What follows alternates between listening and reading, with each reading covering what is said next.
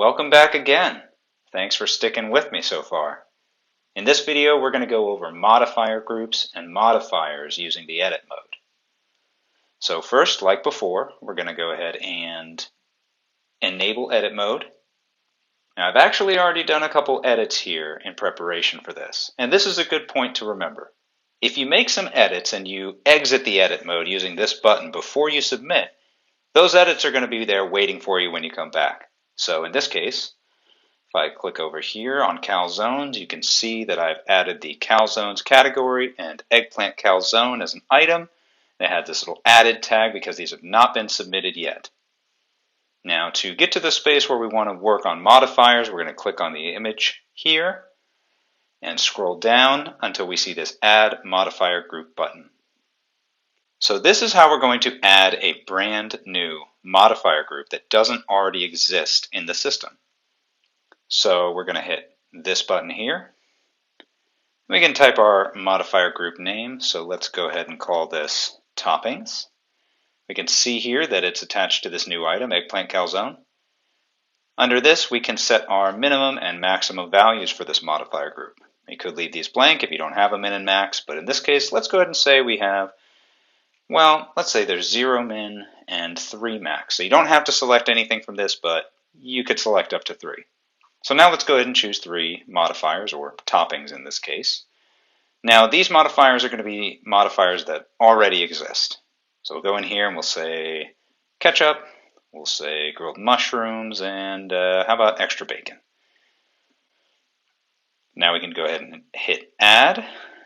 And if we scroll down here again, we see toppings, we see our min and max. We click over here, we can see the ketchup, grilled mushrooms, and extra bacon that we added to this group. Now, what if we want to add a brand new modifier to this group? Well, in that case, we'll just go ahead and click this Add Modifier button here. And let's say, we want to add, let's say spinach.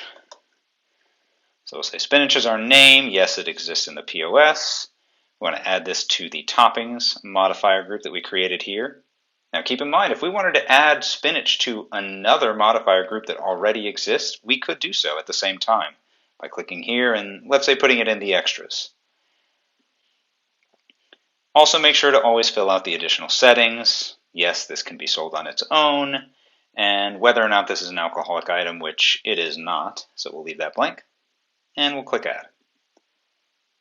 Now you can see here we have our spinach that we just added into the toppings modifier group.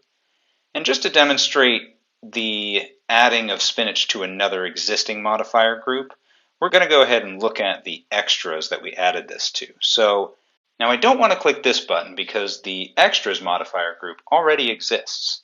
So if you remember from our last video, if I want to edit this item and the modifier groups in it, I'm actually going to go out here. I'm going to click on this blue icon here, let's say next to pepperoni pizza. And I see the modifier groups. This doesn't have any right now, but let's go ahead and add the extras. You know what, let's add toppings too, since we just added that. We'll go ahead and hit save. Then if we click here on the image and we scroll down, we can go ahead and see extras and toppings, which we added. Now if we click in here, we can also see that in the extras we've added spinach. And in toppings, we also have spinach and ketchup, mushrooms, and bacon that we added earlier. Now, if we wanted to delete spinach, we could, of course, do so. Now, this would delete this from everything since we haven't added this yet. We're not going to do that. We're going to say this is where we want to land with our modifiers and go ahead and submit these. So we'll go back out and we will submit for review. Now, again, keep in mind, as soon as you submit, you are going to have to wait for our team to approve and make all of these changes in the portal here before you can submit any more edits. So that's it. That's how you make edits for modifier groups and modifiers.